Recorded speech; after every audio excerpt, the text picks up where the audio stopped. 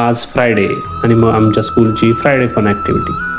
आजच्या ॲक्टिव्हिटीमुळे पालक खूप आनंदी होतील, कारण आज आम्ही मुलांना कपड्याच्या घडी घालण्याची एक सोपी पद्धत शिकवली, ज्यामुळे पालकांची थोडी मदत होईल. ही ॲक्टिव्हिटी खूपच सिंपल होती. आम्ही एक कार्डबोर्ड घेतलं, ते 4 भागांमध्ये कापलं आणि टेपने जोडून एक फोल्डिंग गाईड तयार केली. त्यावर 1, 2, 3 अशी नंबरिंग केली. आता फक्त मुलांनी त्या कार्डबोर्डवर कपडे ठेवायचे आणि नंबरच्या अनुक्रमाने फोल्ड करत जायचं की झाले कपडे फोल्ड. कदाचित काही लोकांना वाटेल की कपडे फोल्ड करणे हे सुद्धा शाळेत शिकवायचं का?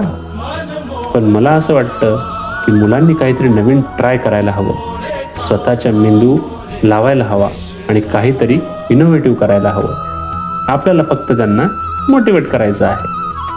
तर तुम्हाला ही ॲक्टिव्हिटी कशी वाटली ते नक्की कमेंटमध्ये सांगा आणि